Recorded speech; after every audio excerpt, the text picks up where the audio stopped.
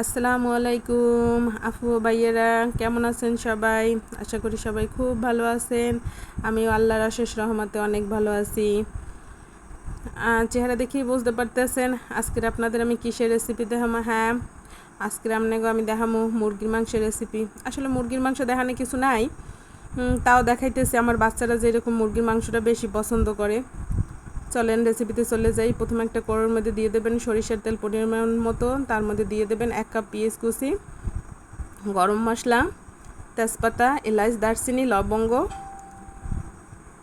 তার মধ্যে দিয়ে দেবেন পরিমাণ মতো লবণ, দিয়ে দিলাম 2 টেবিল চামচ রসুন বাটা, 1 চামচ আদা বাটা, 1 চামচ কাঁচামরিচ বাটা, 2 চামচ জিরা ও ধনিয়ার গুঁড়া, 1.5 চামচ মরিচের গুঁড়া আর 1 চামচ হলুদের গুঁড়া। এগুলো দিয়ে ভালো মতো একটু কষাইবেন।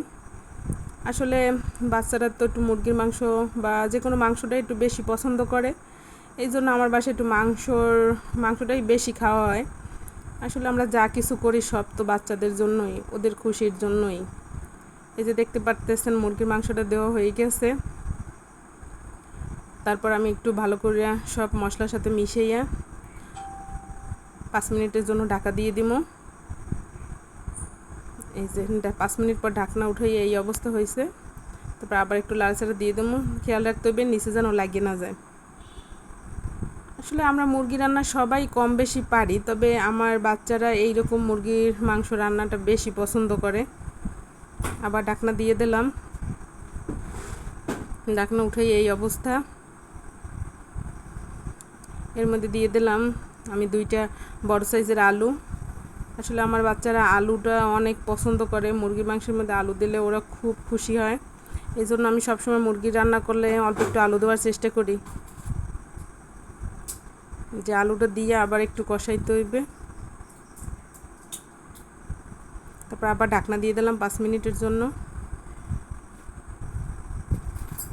বেশ দেখতে পাইতেছেন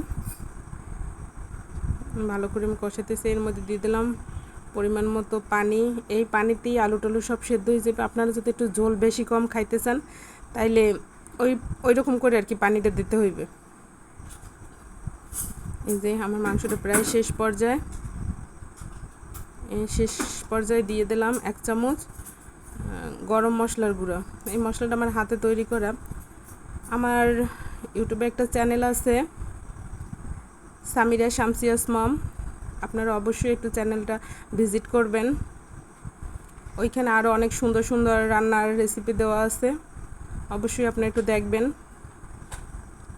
যাই হোক, আমার রান্না প্রায় শেষ। আবার দেখা হবে। আসসালামু আলাইকুম, টাটা, বাই বাই।